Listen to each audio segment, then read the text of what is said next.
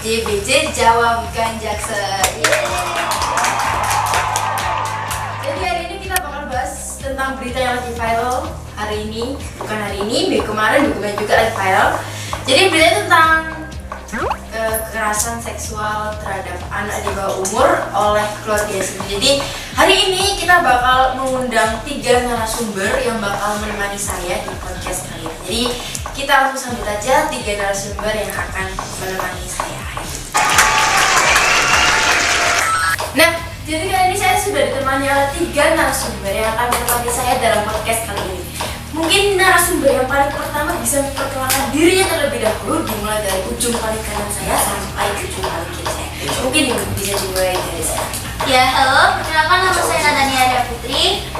Saya akan memberikan pendapat tentang kasus ini dari pandangan sisi psikologis. Halo, perkenalkan nama saya Nabila Sofia Astuti. Saya akan memberikan pendapat saya mengenai kasus ini dari sisi anak. Halo, nama saya Syakila Moret. Saya hari ini akan memberikan pendapat saya tentang kasus ini dalam ilmu hukum. Kita sudah memperkenalkan diri kita masing-masing ya, kita berempat. Jadi kita langsung aja deh ke topik pertama pembahasan di podcast kali ini. Jadi kita bakalan bahas berita yang lagi viral atau lagi rame yang dibahas di internet sekarang, yaitu adalah bayi 15 bulan yang mengalami atau mendapat atau mengalami kekerasan seksual dari kakeknya sendiri. Nah, mungkin kita bisa minta pendapat dari narasumber kita yang sebelah kanan saya pas sini, yaitu dari narasumber dari sisi anak. Mungkin kita bisa mendengar pendapat yang sangat keren ya dari mbaknya. Mungkin bisa langsung Ya, menurut pendapat saya tentang kasus tersebut, yang tentang kasus bayi 15 bulan yang mendapat kekerasan seksual itu, menurut pendapat saya anak tersebut itu bisa mendapatkan trauma yang cukup berat ya, panjang. dan kalau mayoritas masyarakat di Indonesia ini masih berpikiran seperti zaman dulu, itu bisa saja orang-orang menganggap anak tersebut itu sebagai anak yang zina, maaf.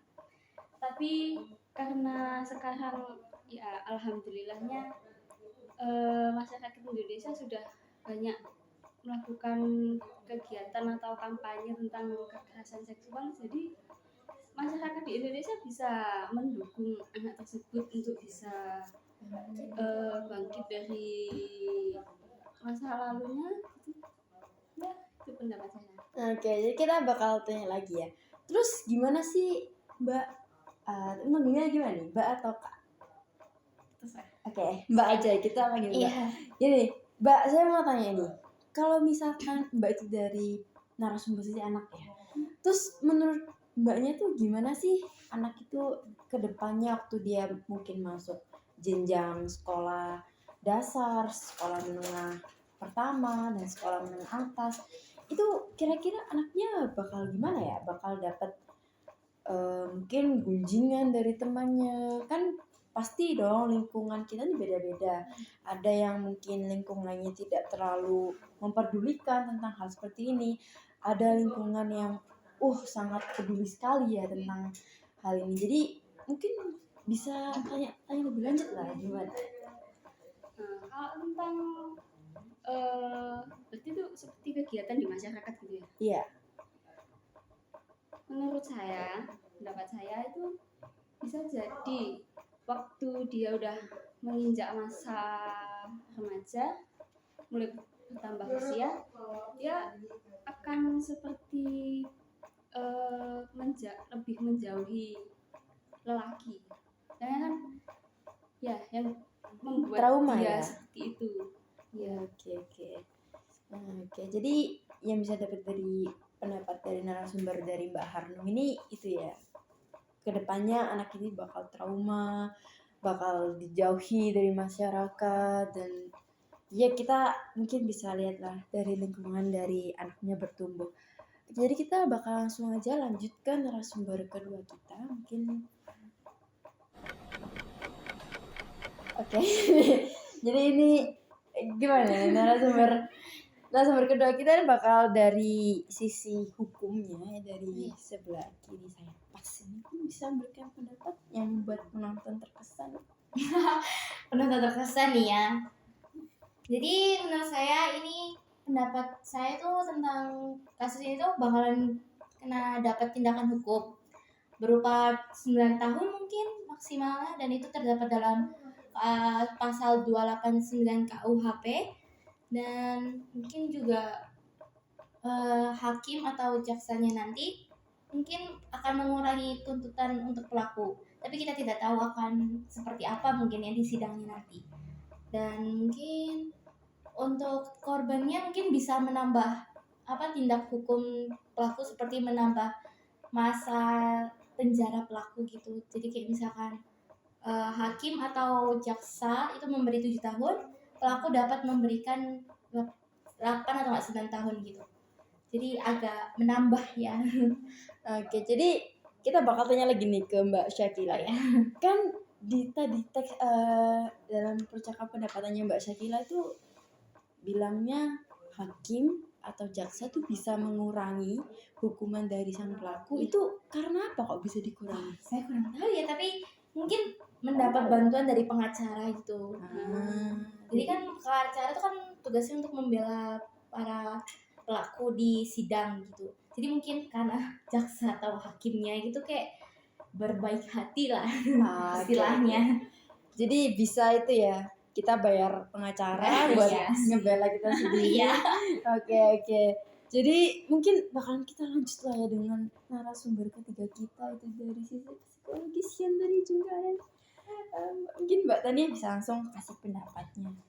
Ya, jadi saya di sini akan memberikan pendapat saya tentang kasus ini. Seperti yang Mbak Hanum bilang, korban akan mendapatkan trauma jangka panjang atau jangka pendek. Ya, jangka pendek itu trauma yang trauma yang mungkin bersifat pendek lah. Dan itu nggak perlu pengobatan untuk ke psikologis, sebenarnya juga bisa.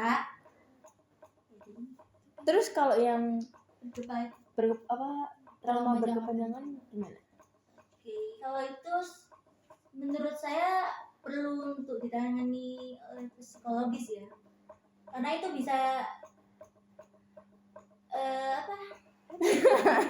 bisa oke, kita tenang dulu ya. Jadi kita jadi kita coba untuk tenang aja, relax. Kita nggak bakalan ngapa-ngapain juga, jadi relax ya.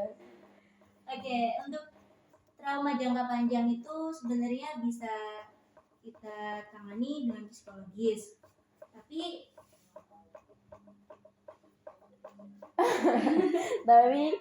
sabar banget. Oke, mungkin itu aja deh, kita tanya-tanyain dulu aja. Jadi kan Mbak Tani sudah berpendapatnya gini, korban itu bakal mendapatkan trauma jangka pendek dan jangka panjangnya. Nah, kalau misalkan ya si korban ini sudah mendapatkan treatment atau apa ya bahasa Indonesianya, seperti pengobatan ya mungkin seperti itu ke psikolog. Terus kalau misalkan kira-kira ya Mbak, kalau misalkan tidak efektif, itu mungkin ada metode lain untuk menyembuhkan trauma dari sang anak, atau mungkin memang traumanya itu tidak bisa disembuhkan sampai dia akhir hidup.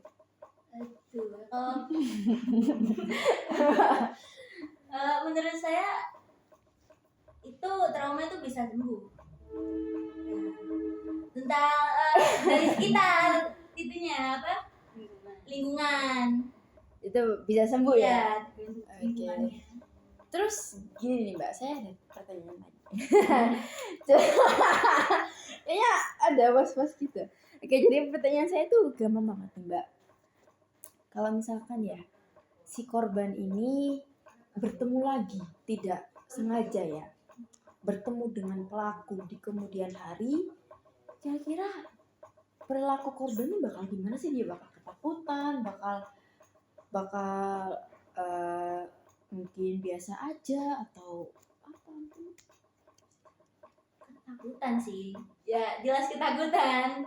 Kenapa tuh bisa ketakutan? Ya itu tadi karena mengenang masa lalunya, terus trauma. Kita juga nggak tahu kan trauma anak korban tersebut bisa memiliki trauma yang panjang atau jangka pendek. Oke. Jadi ini ya Mbak ya, kalau misalkan si korban ini teridentifikasi mempunyai trauma jangka panjang, berarti itu memang harus dipergikan ke apa ya, diobati atau ditangani ke psikolog ya. Terus saya ada pertanyaan satu lagi nih, ini yang terakhir nih guys.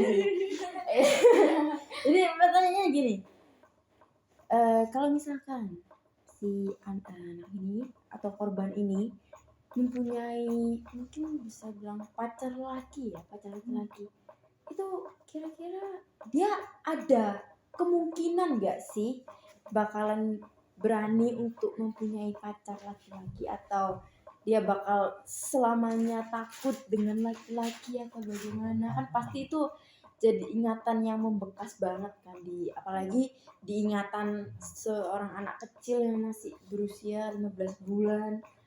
Terus gimana?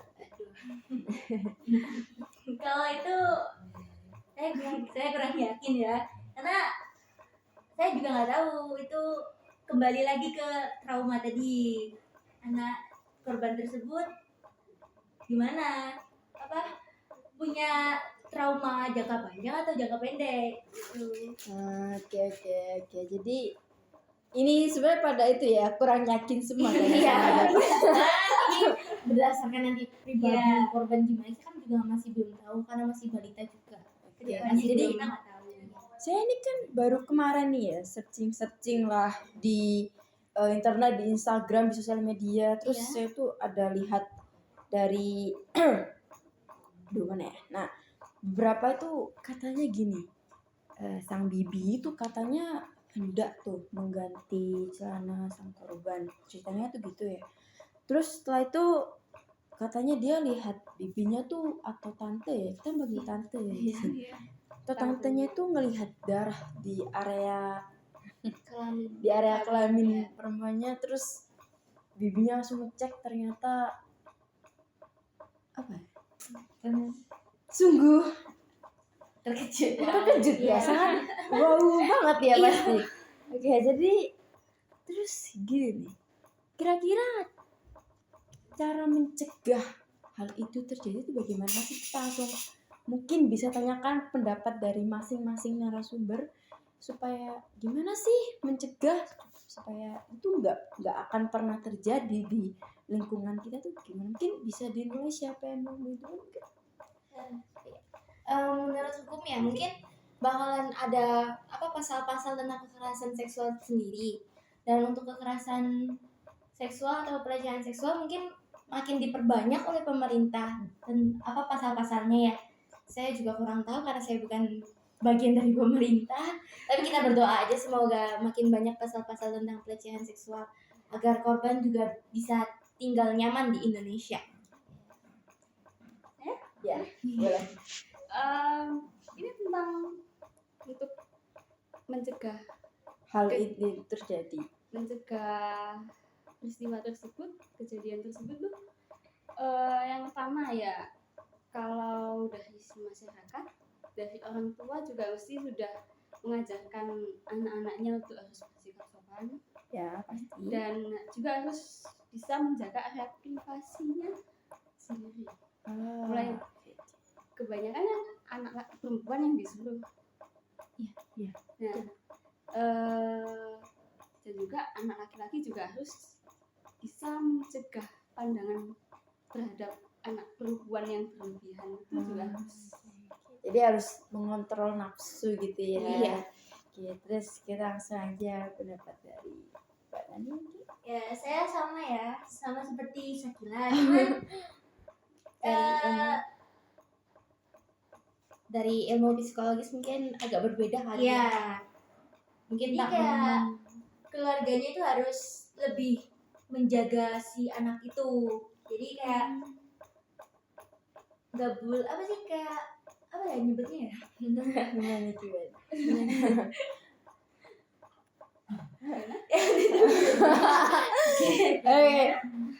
Oke, jadi gini nih, kita kembali lagi tentang memperjuangkan harga diri wanita ya.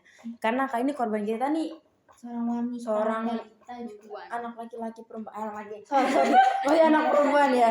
Nah, terus kita mikir ya, kenapa sih orang-orang tuh selalu ya masyarakat di internet di kehidupan nyata selalu bilang perempuan yang harus menjaga diri bla bla bla bla. Emang ya kita memang harus menjaga diri, tapi kenapa cuman perempuan aja yang disuruh menjaga diri? Maksudnya pastinya dong laki-laki juga harus Iya, dijaga. karena yang sebenarnya titik permasalahannya itu ya dari laki-laki sendiri itu toh. Nah, Atau pelaku-pelaku kita. iya atau pelaku-pelaku. Nah, terus gimana sih Mbak Syakila mungkin bisa kasih sarannya? Itu tuh gimana sih supaya bisa mengedukasi masyarakat kita, orang-orang tua, yang muda, yang masih balita, kecil semuanya. Gimana cara mengedukasi mereka secara merata untuk apa ya bahasanya? Cara Untuk menghindari pelecehan seksual. bukan cara untuk mereka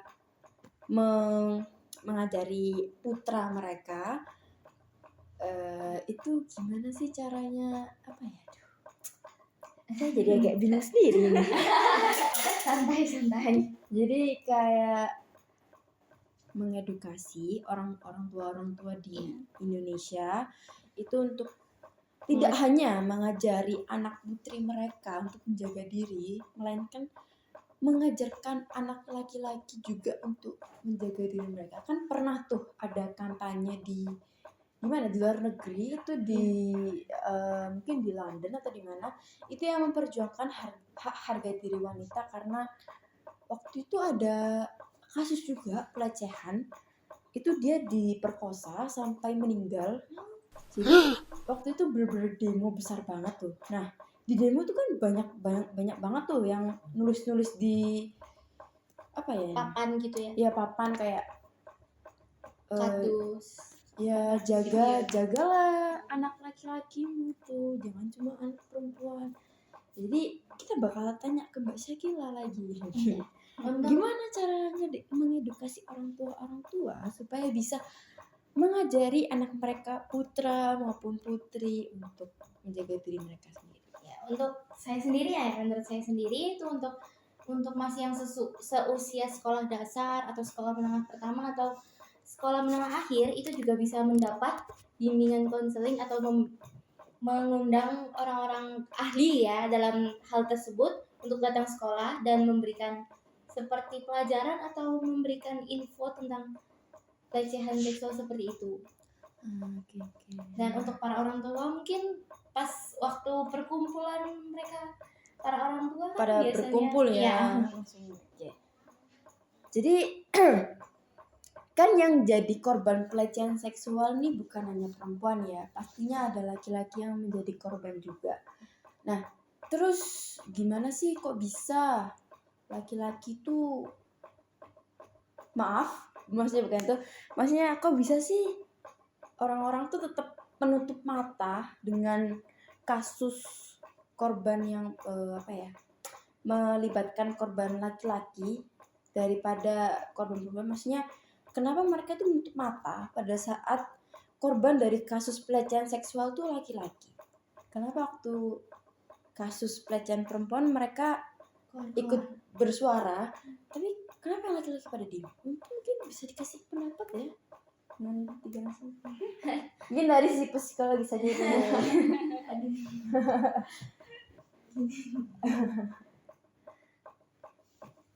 Kalau menurut saya Oke. Oke. Jadi ya sebentar. Kita bisa mungkin karena Mbak Tania ini terlalu gugup jadinya kayaknya nggak bisa proses ya apa yang mau diobrolkan. Kita skip aja deh langsung ke Mbak Arun. Lanjutin. Saya nih. Ya. Kalau menurut saya ya, kenapa orang-orang lebih memilih untuk menutup mata ketika seorang pria maupun laki yang menjadi korban? Karena kalau dari pendapat saya, dari sisi pendapat saya itu menurut saya dari sisi derajat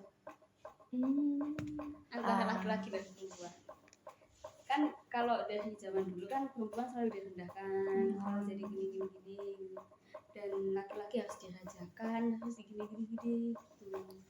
Jadi mungkin masyarakat pada berpikir, wah dia laki-laki, pasti dong dia bisa jaga diri sendiri. Padahal juga bisa terkena pelecehan juga tanpa kita ketahui kan nggak semua laki-laki tuh sama sifatnya punya kekuatan yang berlebihan. Jadi mungkin gimana kalau saya tanyakan pendapatnya Mbak Siti Mungkin untuk ini kampanye itu mungkin akan diberlakukan untuk semua gender maupun cewek ataupun cowok ya. Dan untuk mungkin lebih perhatian ke cowok ya, soalnya saya dengar kasusnya tuh kebanyakan cewek yang dilecehkan gitu ya daripada lelaki atau cowok gitu. Mungkin ada banyak, cuman saya kurang tahu gitu. Jadi kampanyenya tuh lebih dibanyakin ke perempuan, tapi enggak disamaratakan. Kayak disamaratakan gitu. Jadi saya dengernya lebih ke laki-laki tapi banyak korbannya untuk perempuan. saya salah dengar itu. Oke. Jadi itu ya, berarti kita dimanapun, kapanpun tuh kita harus berwaspada ya sama siapapun. Kadang sama teman sendiri tuh kita juga harus waspada loh. Jadi teman-teman yang di rumah mungkin bisa selalu waspada terhadap diri kalian sendiri, melindungi diri kalian sendiri. Pokoknya diri kalian sendiri adalah prioritas pertama kalian. Jadi mungkin ada kata penutup atau pesan-pesan terakhir? Ya, untuk saya mungkin agar orang tua di luar sana agar memperlakukan anak putri dan putranya agar sama ya, biar diajarkan untuk menjaga privasi masing-masing dan tidak akan menyentuh privasi masing-masing. Betul. Oke. Terus mungkin dari Mbak Tani dan Mbak Arun pesan-pesan terakhir mungkin sebelum perpisahan kita dengan teman-teman di rumah. Bisa. Dan sama seperti Mbak Sakila. Ya. Sama saja. Jadi semuanya pesan perpisahannya sama semua ya dengan Mbak Sakila. Mbak Sakila keren sekali. Oke. Jadi mungkin kita bakal tutup ya. Karena kita sudah ngobrol sudah lumayan lama ya. Sekitar 24 menitan mungkin ya. Iya, mungkin atau ya. Mungkin hampir 30 lah ya, hampir setengah jam ini ya. Oke. Jadi mungkin kita bisa menutup podcast kita kali ini dengan mengucapkan terima kasih. Terima kasih buat semua teman-teman yang sudah mau meluangkan waktunya untuk menonton podcast kami. Jadi ya tadi dimanapun kalian berada, kapanpun kalian berada, dengan siapapun kalian berada, kalian tetap harus menjaga diri kalian masing-masing ya. Karena hari sial itu nggak ada di tanggal. Jadi, ya betul. Ya, betul. Mana ada tanggal merah ya. Oke, jadi saya mengucapkan terima kasih juga. Iya, makasih ya. Narasumber yang mau datang dan menemani saya di podcast kali ini. Jadi mungkin bisa kita akhiri ya. Jadi terima kasih. Makasih. Terima kasih ya, salam semuanya. Dadah.